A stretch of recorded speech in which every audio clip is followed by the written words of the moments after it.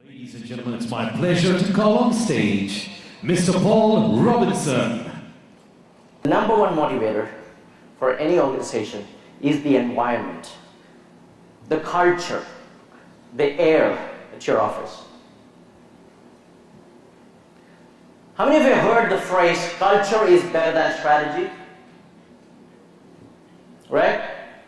Also heard, culture eats strategy for breakfast, lunch and dinner.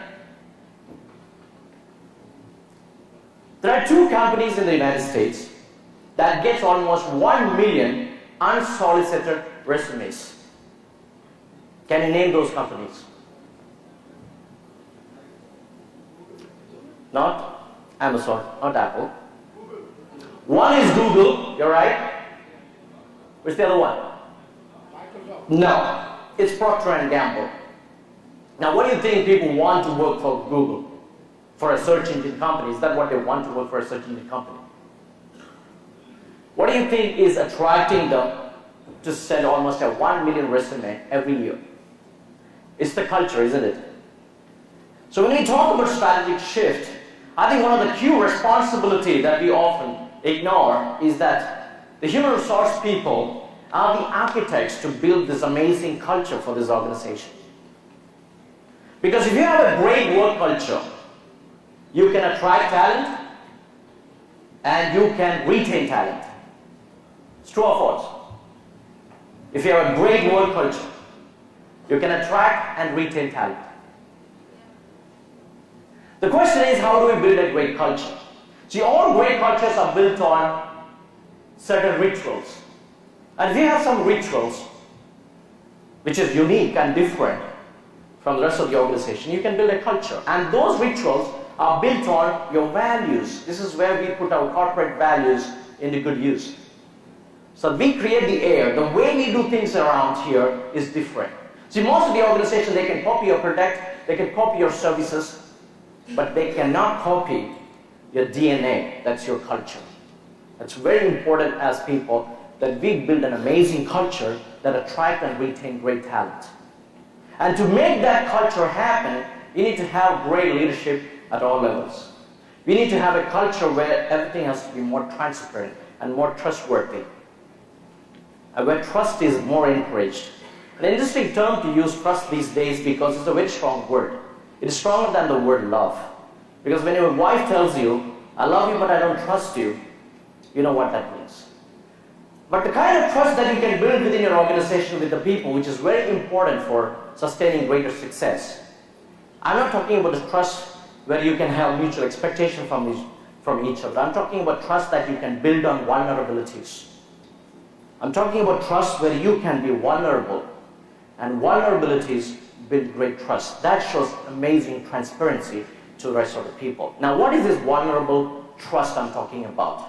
Imagine you want to buy a used car, and you have seen this classified, and you go to the person, and you take a look at all the cars, and you see his car, and the person who wants to sell the car to you will tell you, you know what, everything looks pretty okay here and there, but there's a small dent, which you may not notice, but I probably would like to show it to you. And he shows the vulnerability of his car. Do you think you will trust this person? Would you buy a car from him? Because of the element of trust. This is a trust that we need to work on.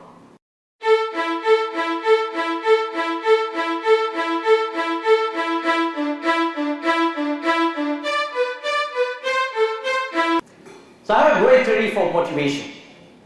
And it's a kind of an equation. It is how you can balance happiness and hunger. Now, I studied a lot of organizations, successful organizations, and I found this amazing formula which has been applied by a lot of organizations, individuals who want to become successful, who became successful, who sustain their success, is because they're pretty good at balancing these hunger and happiness. You got to get this equation right to get the motivation right. If you're too happy and if you're not hungry, what will happen to you? If you're too happy, you get complacent, you get too comfortable, you get into a comfort zone. Because you're too happy. If you're only hungry and not happy, you're going to be desperate. You're going to be frustrated. So you need both. You need happiness and hunger. Now here's the best part. If you're more happy than hungry, you're on a downward spiral. Because again, you're a little comfortable. And comfort is the enemy of achievement. But if you're a little slightly hungry than being happy, that gives you the drive, the mojo to go for challenges that you never thought you could take on because you're a little more hungry this time. So how do you make your people slightly hungry? And if you can find the answers to that question, we have understood one of the key influence of what we can talk in terms of behavioral science of motivation, for example. Keep people a little more hungry. And if you continue to be slightly more hungrier than happier, then you can sustain your success. Because any organization has got into this comfort zone, you know most of them have just disappeared because they're too happy.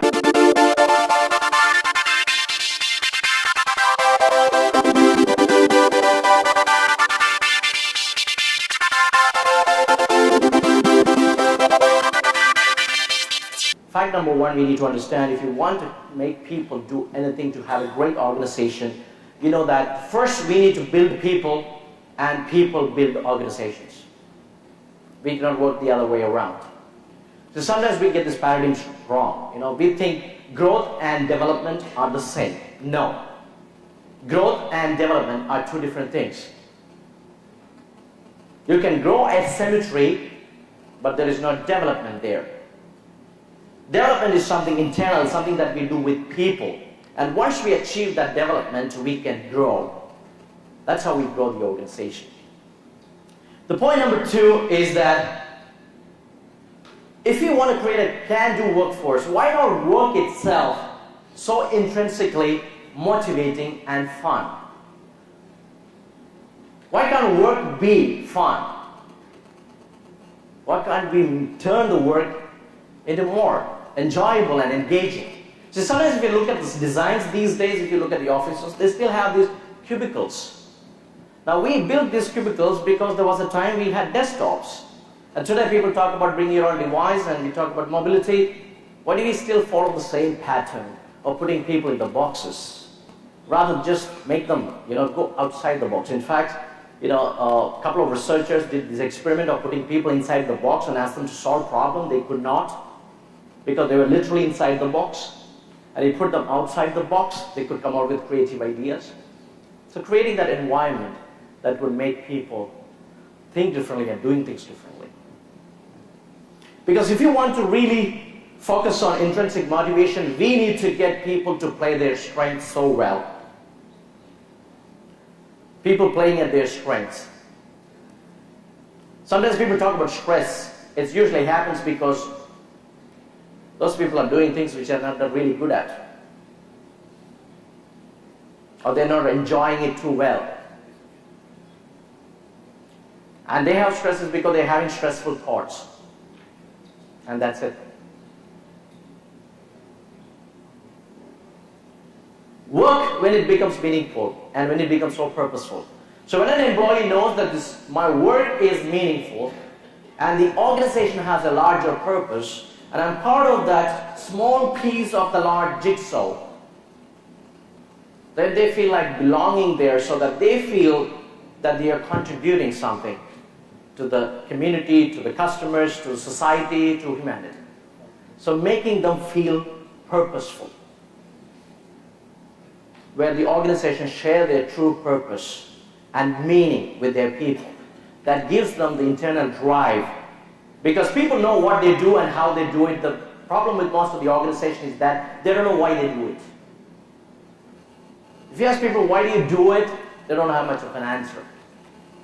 What makes you get up in the morning and go do that? Solve that problem or take care of that customer? What makes you do that? That's the motivation, the motive for action.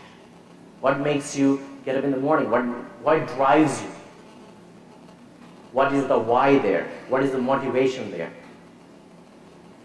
Number 3, no stupid rules.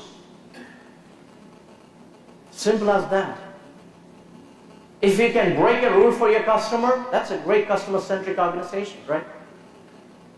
See, the whole idea of command and control came from the industrial era, where we thought this is the way we manage people. We cannot manage people.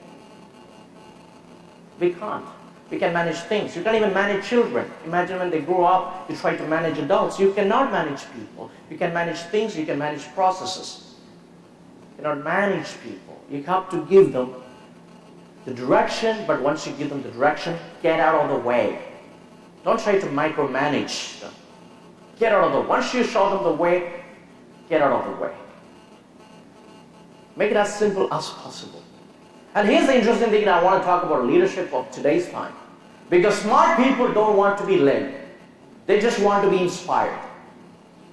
I repeat again, smart people, the knowledge workers of today's society, today's time, they don't want leadership from you. They want inspiration from you.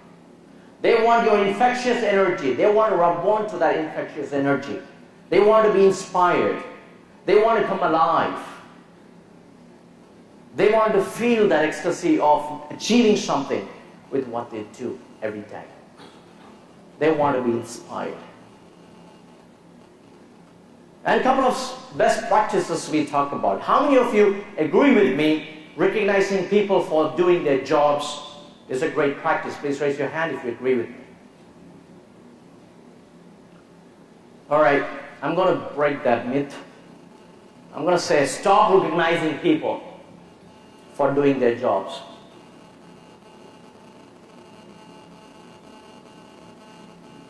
If people are only doing what they're expected to do you think they need an appreciation? Isn't that what they're supposed to do?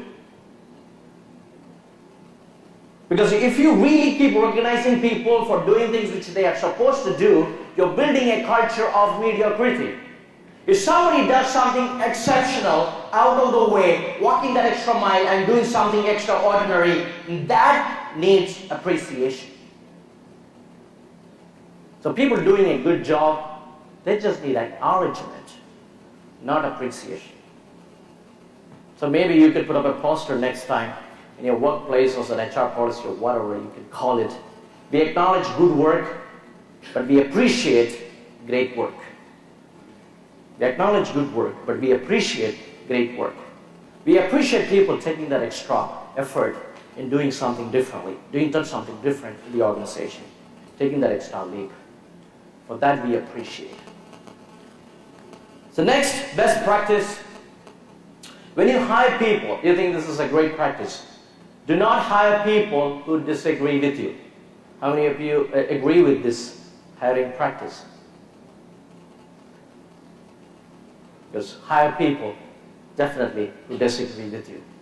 Because if you're hiring a bunch of yes men, we are not creating an organization. What we need to create is people who can think differently, act differently, who come with different perspectives. So what we need today in diversity, when you talk about diversity, what is it? It's nothing but perspective power. Different types of perspectives people bring to the table. So if a NASA organization has to build a new rocket, and they have 99 rocket engineers, they're not going to hire the 100th rocket engineer. They're going to hire maybe a musician, an artist, or a doctor, or somebody else from some other field. Because somebody else who can bring in a fresh perspective. Because if everybody thinks alike, nobody is thinking. So we need to hire people who disagree with you. People who have got different perspective power. So the person you like the least could become the person you actually need the most. But whenever you do that, probably we look at only two things. Maybe value fit, culture fit. Can this person's value can fit into the organizational value? Can we all rub on each other's shoulder? Or does the person have a culture fit? And the rest follows. Hire people who disagree with you.